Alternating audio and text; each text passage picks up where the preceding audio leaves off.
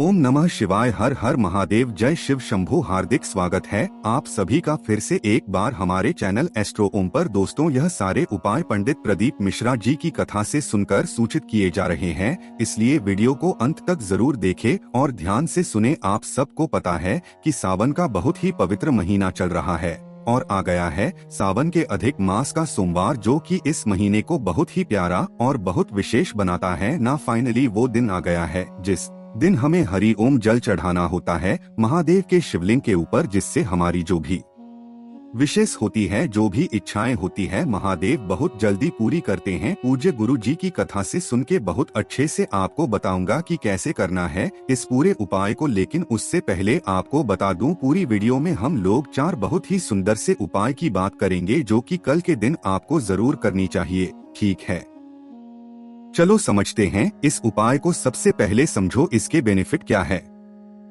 इसके बेनिफिट ही बेनिफिट हैं। जो भी इच्छा से, चाहे बीमारी हो, धन संपदा, नौकरी, व्यापार, कुछ भी होना, जिस भी कामना से इस उपाय को कर लोगे, सारी इच्छाएं आपकी पूरी होंगी। ठीक है, देखो समझते हैं। इसके ऊपर आपको दिख रहा होगा तांबे का लोटा। ठीक है, किसी और उपाय में कोई और लोटा ले सकते हो, लेकिन इस उपाय में सिर्फ और सिर्फ आपको लेना होगा का ही लोटा। इसमें जल भरना होगा आपको अपने घर से। ठीक है, जल भर लिया। इस जल को लेके पहुंच जाना महादेव के शिवलिंग के पास है ना। सुबह जाना चाहो सुबह जाओ, शाम को जाना चाहो शाम को जाओ। फेस रखना उत्तर दिशा यानी कि नॉर्थ डायरेक्शन। हम सबको पता है कि महादेव का पूरा परिवार शिवलिंग पे ही विराजमान है। ठीक है, हरिओम जल का जो मतलब है वो ऐसा मतलब है कि जब हम महादेव के शिवलिंग के ऊपर जल चढ़ाएंगे तो वो जल का जो आकृति होगी वो ओम बनना चाहिए। क्योंकि भैया समझ नहीं आया कैसे? देखो, आपके हाथ में जो तांबे का लोटे में जल है ना, वो आपको महादेव के शिवलिंग पे समर्पित करना है।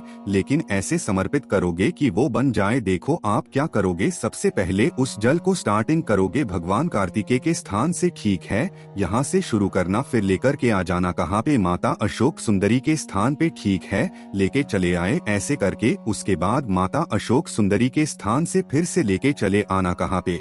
भगवान गणेश के स्थान पे। ठीक है, लेके चले आए। अब भगवान गणेश स्थान से 1 मिनट, भगवान गणेश 1 मिनट, भगवान गणेश के स्थान से फिर से लेकर के जाओगे माता अशोक सुंदरी के स्थान पे। ठीक है, यहाँ पर लेकर के जाओगे, फिर कहीं नहीं लेके जाना है। यहाँ से घुमा करके महादेव के शिवलिंग के ऊपर जल को समर्पित कर देना। अरे देखो, ओम बन गया कि नहीं बन गया है, ना बन गया कि नहीं बन गया। तो इसी तरीके से आपको हरि ओम जल चढ़ाना है। अब मुझे ऐसे इजी लगता है तो मैं ऐसे ओम बनाता हूँ, आपको जैसे इजी लगता हो कि आपको कहीं और से स्टार्टिंग करना हो, ऐसे स्टार्ट करना हो यहाँ से कि नहीं भैया चढ़ाएंगे, तो आप ऐसे भी कर सकते हैं, जैसे आपको इजी लगता हो, आसान लगता हो। बस हमें मतलब ये है कि उस तांबे के लोटे से जल चढ़ाएंगे, वो ओम आकृति का चढ़ाते हुए महादेव के शिवलिंग के ऊपर समर्पित कर देंगे। जो भी व्यक्ति जिस कामना से समर्पित करता है, उसकी वो सारी विशेष सारी इच्छाएं महादेव बहुत जल्दी पूरी करते हैं। ठीक है, समझने के बाद मेरी चलो तो पहले उपाय की बात हो गई, आगे बढ़ते हैं इस वीडियो में। अब हम लोग अपने दूसरे उपाय की तरफ। दूसरा उपाय भी बहुत सुंदर है, बहुत रहा है। कहोगे भैया इसके क्या बेनिफिट है?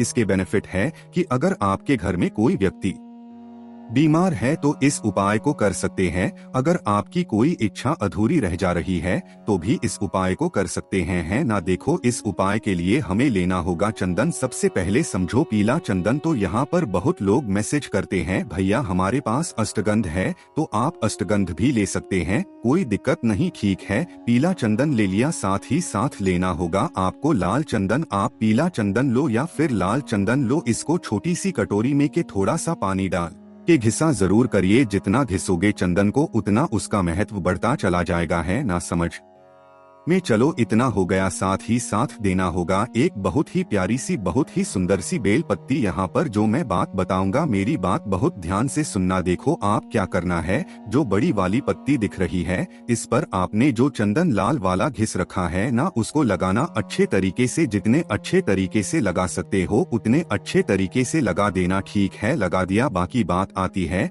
कि जो हमारे पीला चंदन है, नीचे की जो दोनों पत्तियां होती है, इन दोनों पत्तियों पे आपको अच्छे तरीके से पीले चंदन का लेपन करना है। जितना अच्छा आप लगा सकते हो। जो कैसे मैंने लगा दिया इसी तरीके से आप भी लगाना, ठीक है। अभी आपको छोटी सी चीज और लगानी है। जिस जगह पे तीनों पत्तियों का मिलन होता है, यानी कि इस जगह पे जहां मैं ब्लू कलर से पेंट कर रहा हूं, इस जगह पे आपको लगाना होगा शहद। क्या लगाओगे?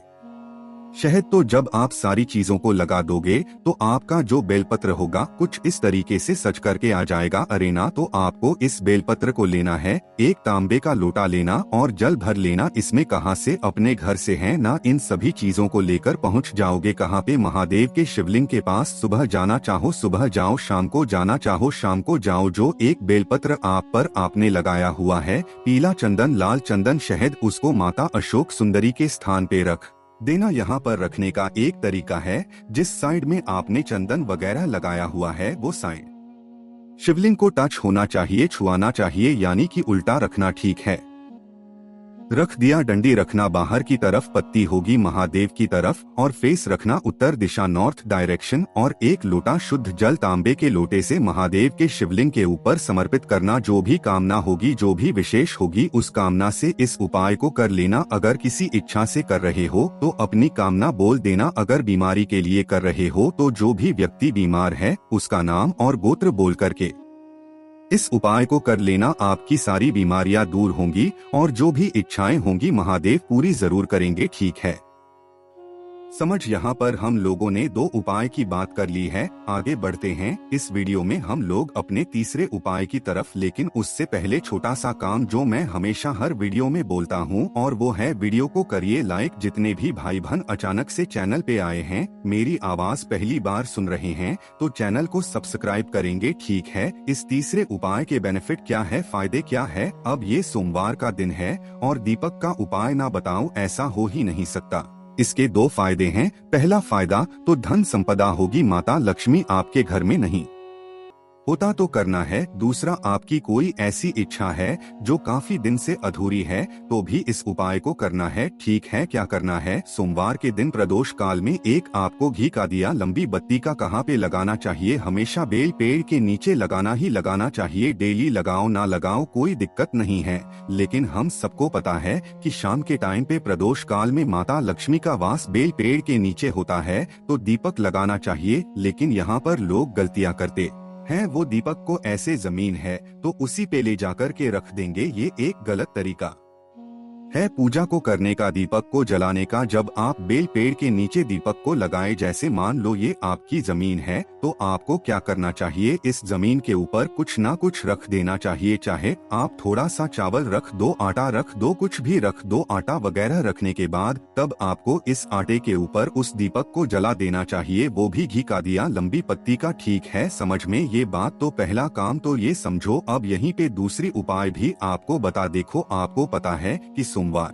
का दिन है, चाहे ये सावन के महीने का जो सोमवार होता है ना, वो किसी प्रदोष किसी शिवरात्रि से कम नहीं होता है ना। तो आपको क्या करना है? एक दीपक आपको जलानी होगी। ऐसे दीपक लिया, उस दीपक में 2 बत्ती लगाना। एक बत्ती को आपको लगाना होगा माता सती के नाम की और एक बत्ती होगी भोले शंकर के नाम की। दोनों का मिलन कराना है। प्रदोष के दिन करते हैं नहीं, आप किसी विशेष दिन इस उपाय को बिल्कुल कर सकते हैं। और सावन के सोमवार इतना पवित्र दिन शायद ही कोई, तो आपको इस तरीके से 2 बत्ती लगानी होगी। एक बत्ती आपको लगानी होगी भोले शंकर के नाम की, दूसरी बत्ती आपको लगानी होगी माता सती के नाम की। अलग अलग बत्ती को नहीं करना है, दोनों बत्तियों को आपस में जोड़ देना, ठीक है। और उसको लगा देना भोले शंकर के मंदिर में। घी का दिया लगाओगे लंबी बत्ती का, जो भी व्यक्ति लगा देता है, जिस कामना से लगा देता है, शाम के टाइम पे प्रदोष काल में महादेव के शिवलिंग के पास में उसकी सारी इच्छाएं, सारी विशेष महादेव बहुत जल्दी पूरी करते हैं, ठीक है। समझ में आई क्या बात? तो यहाँ पर हमने 3 उपाय की बात कर ली है। आगे बढ़ते हैं इस वीडियो में चौथे उपाय की, जो कि बहुत आसान, बहुत इजी है, ठीक है। क्या करना है समझिएगा। यहाँ पर आपको दिख रहा होगा बेलपत्र, तो हमें बस मात्र एक बहुत ही प्यारी सी, बहुत ही सुंदर सी बेलपत्र चाहिए होगी, ठीक है। कहीं से कटा पीटा हुआ ना हो, ठीक है। साथ ही साथ हमें लेना होगा पंचामृत। अब पंचामृत क्या होती है? इनमें 5 चीजें होती हैं।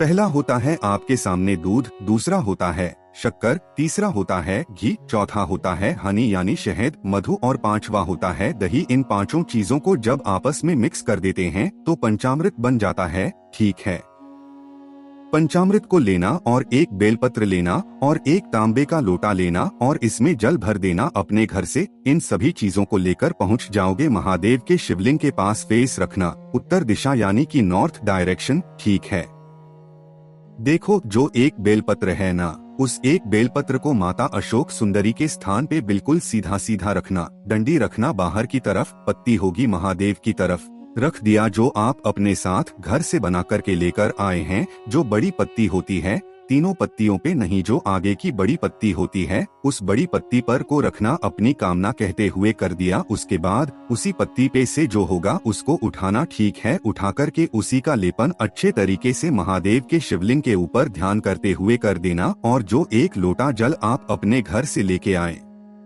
हैं, उस एक लोटा जल को महादेव के शिव ध्यान करते हुए साथ ही साथ अपनी कामना जरूर बोलना, जिस कामना से इस उपाय को कर रहे हो। ठीक है, जो भी व्यक्ति इस उपाय को कर लेता है उसकी इच्छाएं, उसकी जो विशेष होती है बहुत जल्दी पूरी होती है। महादेव इससे बहुत ज्यादा खुश होते हैं। तो इस पूरी वीडियो में हम लोगों ने 4 उपाय की बात की है। जो भी आपको इजी लगता हो, आसान लगता हो, अपने फैमिली के हिसाब से आप कर लेना। ठीक है, कुछ पूछना हो तो नीचे कमेंट में पूछ सकते हैं। मैं पूरी कोशिश करूंगा रिप्लाई करने की। जितने भी भाई बहन मेरी पहली बार सुन रहे हैं, चैनल को सब्सक्राइब करेंगे। और एक छोटा सा रिक्वेस्ट और वो है कि वीडियो को लाइक जरूर किया करिए।